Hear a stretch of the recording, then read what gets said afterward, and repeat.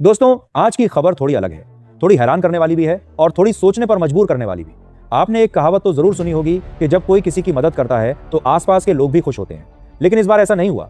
भारत ने ईरान की मदद की, दवाइयां भेजी, जरूरी सामान भेजा, इंसानियत दिखाई। और इस पर एक देश ऐसा है जो खुश होने की बजाय नाराज हो गया। वो देश है कतर। अब ये कतर कोई छोटा मोटा देश नहीं है। ये वही कतर है जिससे भारत अपनी लगभग 47% नेचुरल गैस खरीदता है। ये वही कतर है जहां 8 लाख से ज्यादा भारतीय रहते हैं और अपने परिवारों के लिए पैसे कमाते हैं। यह वही कतर है जिसके साथ भारत के दशकों पुराने कारोबारी रिश्ते हैं और अब यही कतर भारत को आंखें दिखाने लगा। तो आज हम पूरी कहानी समझेंगे। कतर नाराज क्यों है, उसने क्या कहा, भारत के पास कितने विकल्प हैं और आखिर इस पूरे खेल में जीत किसकी होगी। लेकिन उससे पहले अगर आप चाहते हैं कि भारत की आवाज पूरी दुनिया तक पहुंचे और हमारा देश हर क्षेत्र में आत्मनिर्भर बने तो इस वीडियो को लाइक करें और सब्सक्राइब बटन दबाकर इस चैनल को सब्सक्राइब करें। दोस्तों, पहले ये समझते हैं कि भारत और कतर का रिश्ता आखिर है क्या और ये इतना अहम क्यों है। देखिए, कतर एक बहुत छोटा सा देश है। नक्शे पर देखें तो एक छोटी सी उंगली जैसा दिखता है जो अरब की खाड़ी में निकली हुई। लेकिन इस छोटे से देश के पास दुनिया का तीसरा सबसे बड़ा प्राकृतिक गैस का भंडार है। मतलब जमीन के नीचे इतनी गैस है कि पूरी दुनिया दंग रह जाए। और इसी गैस को बेचकर कतर ने खुद को दुनिया के सबसे अमीर देशों में शामिल कर लिया है। अब भारत के लिए कतर इतना जरूरी क्यों है? बहुत सीधी बात है। भारत हर साल करीब 15 से 16 मिलियन टन एलएनजी यानी लिक्विड नेचुरल गैस कतर से खरीदता है और यह भारत की कुल गैस जरूरत का लगभग 47% हिस्सा है। मतलब भारत में जितनी गैस जलती है, जितने कारखाने चलते हैं, जितनी बिजली बनती है, उसमें से लगभग आधा हिस्सा कतर से आता है। तो अब आप समझ गए कि यह रिश्ता कितना गहरा है। और यह सिर्फ गैस तक नहीं है। कतर में काम करने वाले 8 लाख से ज्यादा भारतीय हर महीने अरबों रुपए अपने घर भेजते हैं। इन पैसों से भारत के गांवों में घर बनते हैं, बच्चे पढ़ते हैं, परिवार चलते हैं। तो कुल मिलाकर यह रिश्ता सिर्फ 2 देशों के बीच का नहीं है, यह लाखों भारतीय परिवारों की रोजी रोटी से जुड़ा हुआ है। अब आते हैं उस मोड़ पर जहां से सब कुछ बदल गया। मिडिल ईस्ट में ईरान, इजराइल और अमेरिका के बीच जंग चल रही थी। हर तरफ बम और मिसाइलें थीं और इसी बीच भारत ने एक फैसला लिया जिसने सबका ध्यान खींच लिया। भारत ने ईरान को मेडिकल मदद भेजने का फैसला किया।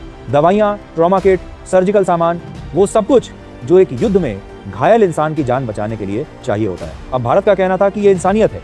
युद्ध में जो लोग मर रहे हैं, घायल हो रहे हैं, वो आखिरकार इंसान है और इंसान की मदद करना हमारी संस्कृति है, हमारा स्वभाव है। और ये बात सच भी थी क्योंकि उस वक्त ईरान के अस्पतालों पर बहुत भारी दबाव था। कई इलाकों में जरूरी दवाइयों की सप्लाई 30 से 40% तक कम हो गई थी। ईरान की रेड क्रिसेंट सोसाइटी ने खुद माना कि हालात बेहद मुश्किल हैं। तो जब भारत की मदद वहां पहुंची तो ईरान के अधिकारियों ने खुले दिल से भारत का शुक्रिया अदा किया। लेकिन दोस्तों, यहीं से कहानी में एक बड़ा मोड़ आया। जैसे ही यह खबर कतर तक पहुंची, वहां से जो प्रतिक्रिया आई उसने सबको चौंका दिया। कतर की तरफ से यह कहा गया कि भारत का यह कदम सही नहीं है। कतर के विदेश मंत्री ने सख्त लहजे में कहा कि ऐसे समय में ईरान की मदद करना एक गलत संदेश देता है, क्योंकि उनके मुताबिक ईरान ही इस पूरे इलाके में तनाव फैलाने के लिए जिम्मेदार है।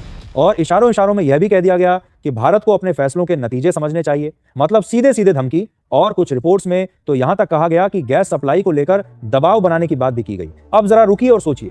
कतर कह रहा है कि भारत ने गलत किया, लेकिन भारत ने किया क्या था? बस दवाइयां भेजी थी, घायल लोगों के लिए दवाइयां। इसमें गलत क्या है? तो फिर कतर इतना नाराज क्यों है? इसके लिए थोड़ा और पीछे जाना होगा। दरअसल ईरान ने कुछ समय पहले कतर की रास लफान इंडस्ट्रियल सिटी पर हमला किया था। अब यह जगह कतर के लिए वैसी ही है जैसे किसी के शरीर का दिल होता है। यहीं से कतर अपनी गैस दुनिया भर में बेचता है। यह दुनिया का सबसे बड़ा एलएनजी हब है। इस हमले में कतर को अरबों डॉलर का नुकसान हुआ। गैस उत्पादन 17% तक गिर गया। कतर के लिए यह सिर्फ आर्थिक चोट नहीं थी, यह उसके घमंड पर चोट थी, उसकी ताकत पर सवाल था। और अब उसी ईरान को भारत दवाइयां भेज रहा है। तो कतर की नजर में यह दोस्ती नहीं, धोखा है। यह वैसे ही है जैसे किसी ने आपके घर पर पत्थर मारा और आपका दोस्त उसी को जाकर खाना खिलाए। तो नाराजगी तो होगी। लेकिन दोस्तों, यहां पर एक बड़ा सवाल खड़ा होता है। क्या कतर को यह हक है कि वो भारत को बताए कि उसे किसकी मदद करनी है और किसकी नहीं? क्या गैस बेचने का मतलब यह है कि खरीदार देश की विदेश नीति भी आपके हाथ में आ जाती है? और इसका जवाब बिल्कुल साफ है, नहीं। भारत एक संप्रभु देश है।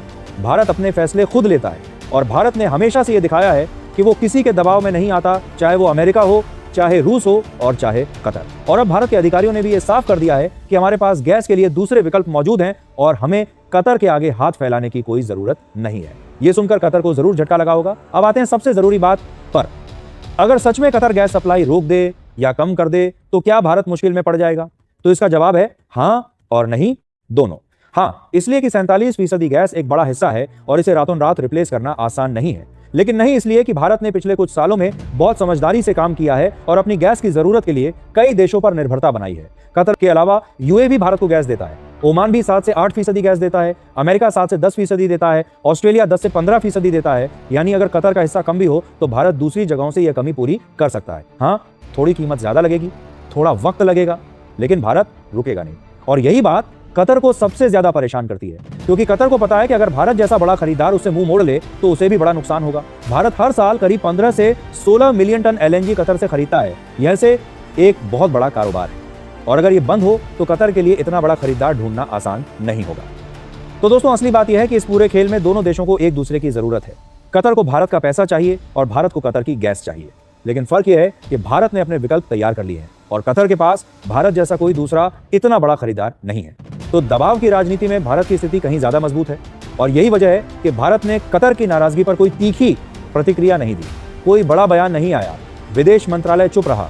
और यह चुप्पी कमजोरी नहीं है, यह भारत की सबसे बड़ी ताकत है। भारत जानता है कि जब जरूरत होगी तब जवाब देंगे, और जब देंगे तो ऐसा देंगे कि सामने वाला समझ जाए। अब यहां एक और बड़ी बात समझिए, भारत लगातार अपनी एनर्जी स्ट्रेटजी को बदल रहा है। अमेरिका, नॉर्वे, कनाडा और ऑस्ट्रेलिया जैसे देशों से गैस और एलएनजी लेने की कोशिशें तेज हो गई हैं। भारत में घरेलू गैस उत्पादन भी बढ़ाया जा रहा है, और सबसे बड़ी बात, भारत तेजी से सोलर एनर्जी और रिन्यूएबल एनर्जी की तरफ बढ़ रहा है। मतलब भविष्य में भारत की गैस पर निर्भरता और कम होती जाएगी, और जब ऐसा होगा तो कतर को भारत की जरूरत होगी, भारत को कतर की नहीं। ये वो लंबा खेल है जो भारत खेल रहा है। और दोस्तों, इस पूरी कहानी में एक और पहलू है जो बहुत जरूरी है। कतर ने यह कहा कि भारत का ईरान को मदद भेजना सही नहीं था, लेकिन सोचिए, अगर भारत हर बार किसी के कहने पर अपने फैसले बदलने लगे तो उसकी विदेश नीति की कोई अहमियत नहीं रहेगी। भारत दुनिया का सबसे बड़ा लोकतंत्र है, सबसे ज्यादा आबादी वाला देश है और तेजी से बढ़ती हुई इकोनॉमी है। ऐसे देश को कोई यह नहीं बता सकता कि उसे कैसे चलना है, और भारत ने यही साबित किया है। रूस से तेल खरीदा तो अमेरिका नाराज हुआ, लेकिन भारत नहीं रुका। ईरान को दवाइयां भेजी तो कतर दौर से नाराज हुआ, लेकिन भारत नहीं झुका। यही भारत की असली पहचान है और यही उसकी ताकत है। तो दोस्तों, अब पूरी तस्वीर सामने है। कतर नाराज है क्योंकि भारत ने उसके दुश्मन ईरान की मदद की। कतर ने धमकी दी कि गैस सप्लाई पर असर पड़ सकता है, लेकिन भारत डरा नहीं, क्योंकि भारत ने पहले से तैयारी कर रखी है। गैस के लिए दूसरे विकल्प हैं, दूसरे देश हैं, और खुद देश में भी उत्पादन बढ़ रहा है। और इस पूरे मामले में सबसे बड़ा सवाल यह है कि क्या इंसानियत को राजनीति की कसौटी पर परखा जाना चाहिए? क्या दवाइयां भेजना भी गुनाह है? भारत का जवाब साफ है कि नहीं, हम इंसानियत से समझौता नहीं करते और किसी के दबाव में नहीं आते। यह भारत का स्वभाव है, यह भारत की संस्कृति है, और यही भारत की सबसे बड़ी ताकत है। तो दोस्तों, ये थी आज की पूरी कहानी। अब आपको क्या लगता है, क्या भारत का यह फैसला सही था?